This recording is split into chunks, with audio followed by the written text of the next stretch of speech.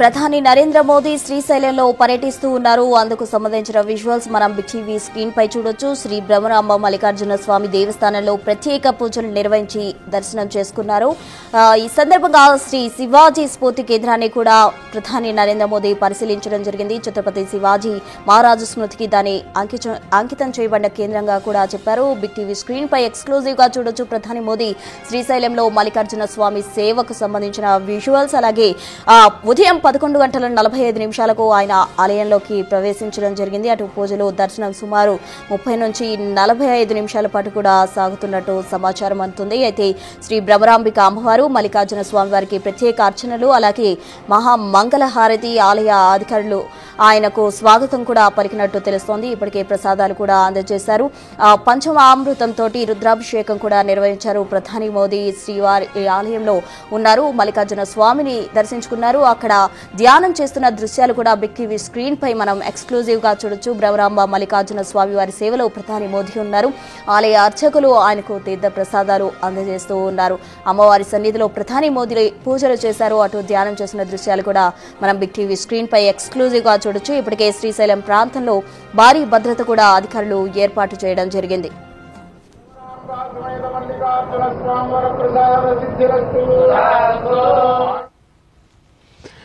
और क्योंकि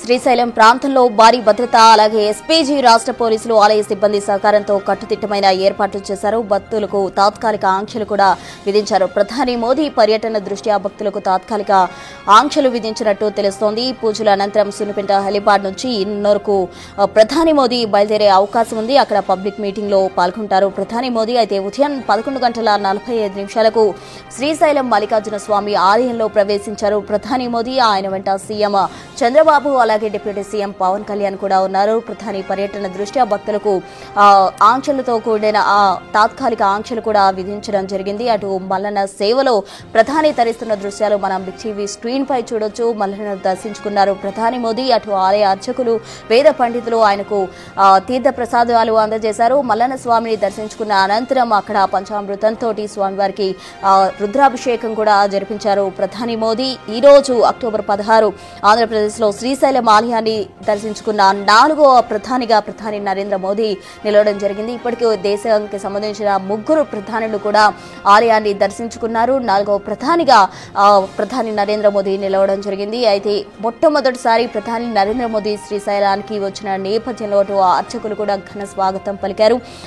అంత మాత్రమే కాకుండా అటు శ్రీ శివాజీ స్ఫూర్తి కేంద్రాన్ని కూడా నరేంద్ర మోదీ పరిశీలించడం జరిగింది. ఛత్రపతి శివాజీ మహారాజు స్మృతికి అంకితం చేయబడిన కేంద్రాన్ని కూడా పరిశీలించారు.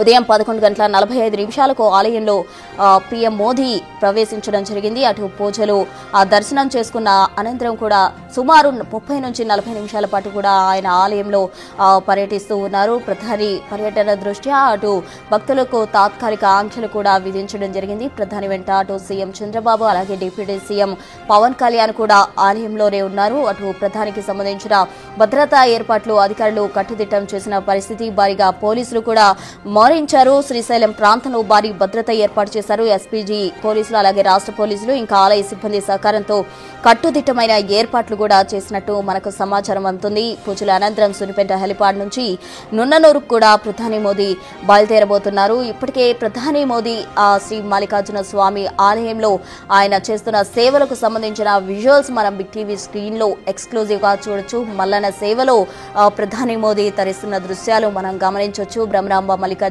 స్వామి వారి సేవలో ప్రధాని మోదీ ప్రెసెంట్ ఉన్నారు. ఇప్పటికే 30 నుంచి 45 నిమిషాలు కూడా అవుతుంది. ఆయన 11:45 ఆలయంలో ప్రవేశించాడు. అటు ఛత్రపతి శివాజీకి సంబంధించిన వీడియోస్ కూడా ఆయన చూడడం జరిగింది. మొత్తంగా శివాజీ మహారాజు స్మృతికి అంకితం చేయబడిన కేంద్రాన్ని కూడా సందర్శించారు ప్రధాని మోదీ. మొట్టమొదటిసారి అటు శ్రీశైలం చేరుకోవడంతో అక్కడ ఉన్న అన్ని ఏర్పాట్లు కూడా పరిశీలించారు. అక్కడ ఉన్న వారిని కూడా ప్రశంసించడం జరిగింది. మరి కాసేపట్లో ఆయన 13,000 కోట్ల పైచేలకు సంబంధించిన అభివృద్ధి పనులకు శంకుస్థాపనలు చేయబోతున్నట్టు కూడా మనకు సమాచారం అందుతోంది.